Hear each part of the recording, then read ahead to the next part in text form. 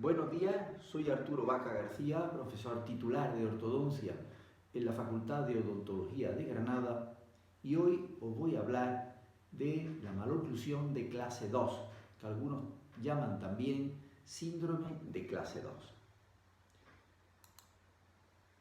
La oclusión molar de clase 2, como ya hemos dicho anteriormente, se caracteriza porque la cúspide mesiovestibular del primer molar permanente superior está por delante del surco mesiovestibular del primer molar permanente inferior.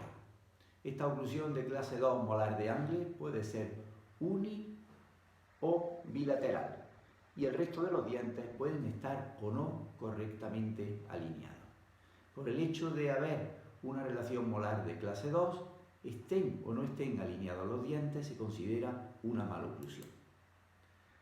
La clase 2 molar puede ser, repasando también lo que se dijo anteriormente cuando di el tema de oclusión, puede ser de dos tipos.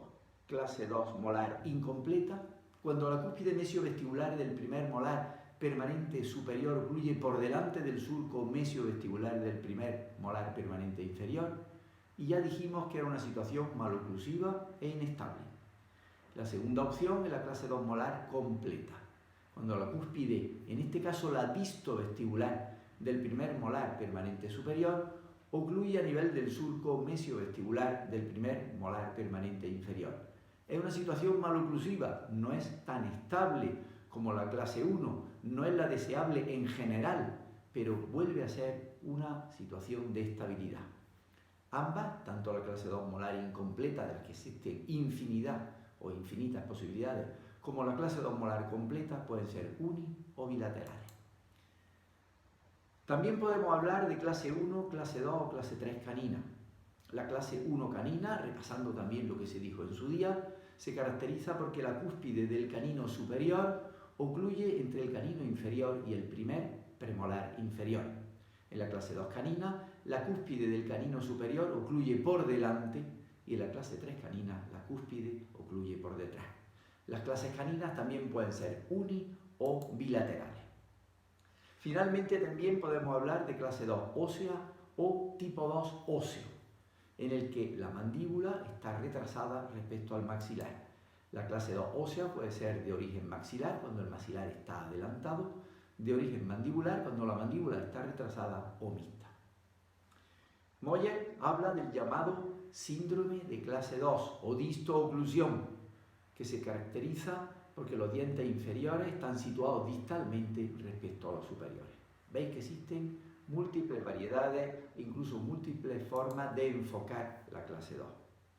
Ahora bien, según donde radique el problema, las clases 2 pueden ser dentarias puras, aquellas en que la clase 2 molar y o canina se deben a problemas dentarios puntuales, por ejemplo la mesialización de molares por pérdida de temporales.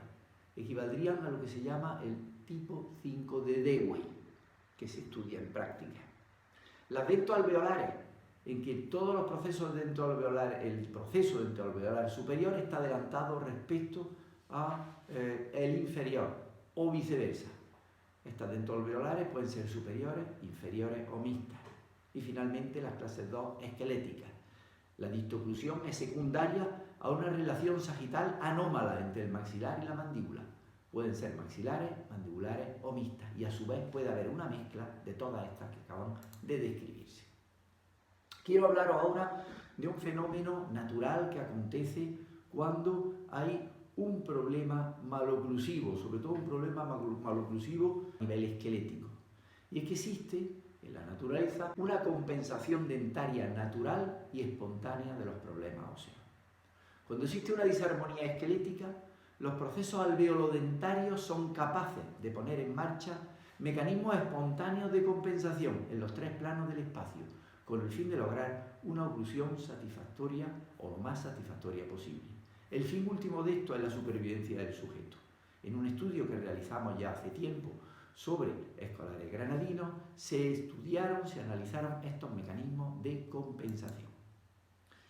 Estos son muy evidentes a nivel sagital, especialmente evidentes a nivel sagital, y en ellos los incisivos juegan un papel muy importante. ¿De qué manera? Pues modifican su posición e inclinación anteroposterior con el fin de amortiguar la disarmonía ósea sagital y lograr un resalte lo más próximo a la normalidad, asegurando así el correcto funcionalismo masticatorio.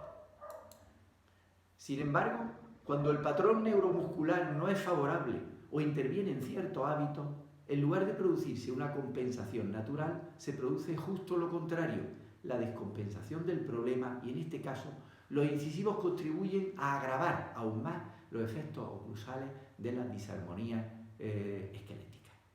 En el caso de la maloclusión esquelética de clase 2 tenemos dos posibilidades.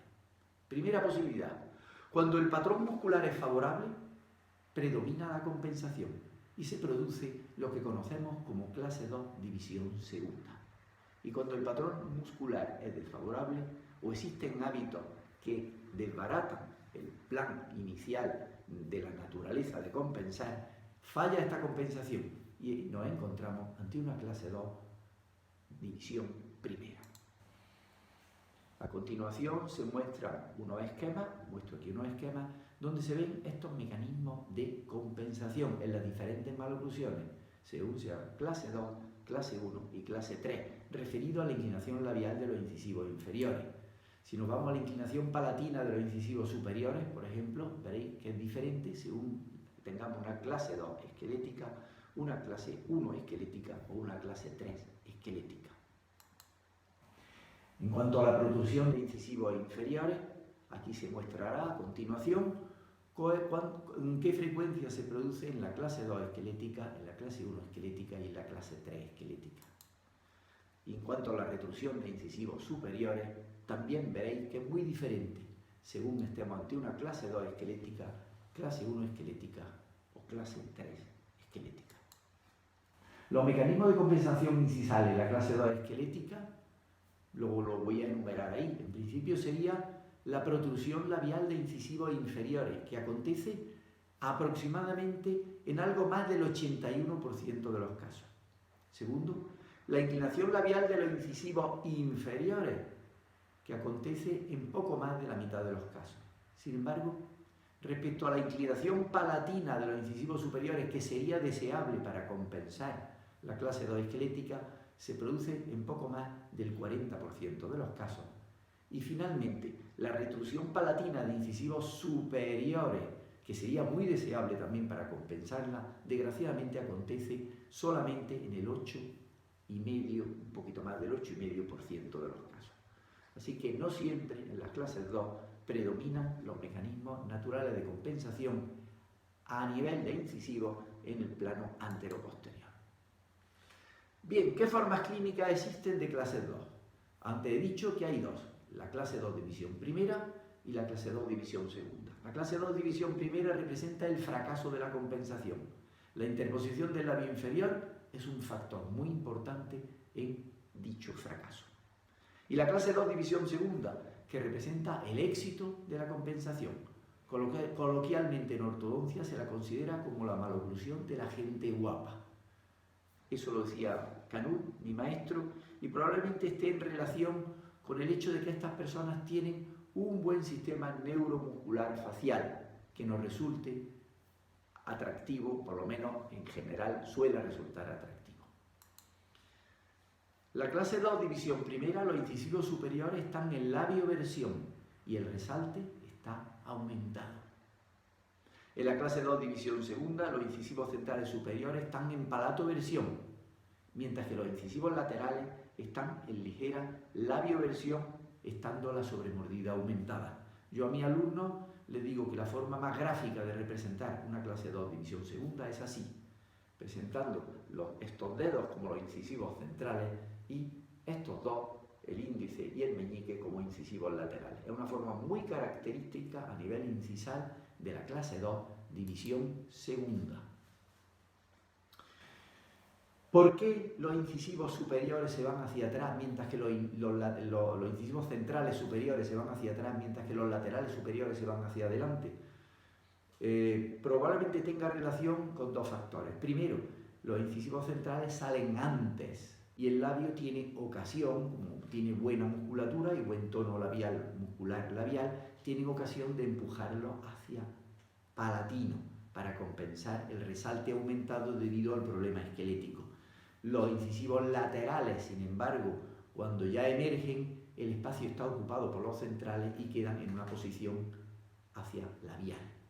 Probablemente tenga relación también el hecho de que la superficie de las caras labiales de los incisivos centrales superiores es más extensa que la de los laterales. Entonces se ve más influenciado por el empuje del labio, por los empujes de la musculatura labial hacia palatino. ¿Qué prevalencia tienen los 4 tipos de oclusión en general? Acordaos que según Angle había 4 tipos de oclusión: oclusión normal, maloclusión de clase 1, maloclusión de clase 2 y maloclusión de clase 3. La oclusión normal se considera, aunque esto varía según los autores, que podrían poseerla aproximadamente el 25% de las personas, el 25% de la población. Ello no quiere decir que este 25% tenga una oclusión ideal, porque siempre existirá un mayor o menor grado de apiñamiento. Pero básicamente la oclusión normal la tendría una cuarta parte de la población. La maloclusión de clase 1 entre el 50 y el 55%. La maloclusión de clase 2, que es la que nos interesa ahora, entre el 15 y el 20%, siendo mucho más frecuente la clase 2 división primera que la clase 2 división segunda. Es más frecuente la descompensación que la compensación, desafortunadamente. Y finalmente, para la maloclusión de clase 3, al menos en el entorno en el que nos movemos, anda en torno al poco más del 1%. Hay zonas, como por ejemplo en Japón, donde es más frecuente, y como es una maloclusión claramente hereditaria, hay familias, como por ejemplo la dinastía de los Austria o de los Borbones, donde la maloclusión de clase 3 es mucho más frecuente. Etiopatogenia o etiología de la maloclusión de clase 2. Hay causas hereditarias claras, como por ejemplo el síndrome de Pierre-Robin, que ya se estudiará en su momento, o la micrognasia congénita del recién nacido. Hay trastornos del crecimiento, por ejemplo, alteraciones nutricionales intraútero, el enanismo hipofisario, trauma del cóndilo en el parto por la maniobra de Mauricé. Sabéis que la maniobra de Mauricé es una maniobra que salvó muchas vidas en su momento y lo que se aplicaba cuando nacía el niño de nalga. En ese momento la cabeza quedaba bloqueada por una hiperextensión de la misma que impedía al cráneo salir por el canal del parto. Entonces a Mauricé se le ocurrió una maniobra aparentemente sencilla, pero que no todo el mundo sabía hacer bien, y era meter el dedo del profesional en la boca del niño, dentro del canal del parto, y obligarle a flexionar la cabeza. Al flexionar la cabeza, esta podía salir. Desgraciadamente, muchas veces se producía una lesión mandibular o una lesión de la ATM en esa maniobra, que daba lugar a una maloclusión de clase 2 posteriormente por falta de desarrollo mandibular. Hay otras causas, como son los hábitos y las disfunciones: chupeteo del dedo, posición abierta de la boca con posterorrotación mandibular. ¿Y a qué se debe esta posición abierta de la boca con posterorrotación mandibular? Pues por ejemplo a una amigdalitis de repetición, que hace que el niño tenga la boca entreabierta para que no le duela o le duele menos la garganta. Respiración oral, dolor dental, cuando un diente duele mucho, cuando duelen mucho los molares temporales, por caries por ejemplo, es más cómodo, es menos molesto si está la boca entreabierta que obviamente si apretamos los dientes. ¿Cómo se hace el diagnóstico de la maloclusión de clase 2? Básicamente por la exploración clínica. Hay que tener una cierta experiencia y buscar las características que le son propias. Segundo, estudio de modelos. Lo que se llama dentro del estudio de los registros complementarios: estudio de modelos, estudio de fotografía y teleradiografía lateral de cráneo, es decir, lo que conocemos como cefalometría. El diagnóstico diferencial es muy importante, es fundamental hacer un diagnóstico diferencial entre las formas dentarias puras, que realmente no son muchas veces clase 2, las dentoalveolares o las esqueléticas. El diagnóstico diferencial entre clase 2 división primera y la clase 2 división segunda, lo cual es fácil en clínica. En la ósea, lo más característico de la cefalometría es el aumento del ángulo ANB, aunque hay que valorar también el grado de antero o posterorrotación mandibular. Así que una mandíbula normal e incluso grande, si está muy posterorrotada, puede semejar a una clase 2. La puede dar lugar a una clase 2, pero no sería de tamaño mandibular reducido, sino por posterorotación mandibular. La cefalometría nos indicará también si son maxilares, mandibulares o mixtas. En la de origen mandibular es muy característica, y esto es importante porque es algo que es fácil de hacer en clínica, la gran mejoría estética que experimenta el paciente cuando le hacemos morder un objeto en protrusión.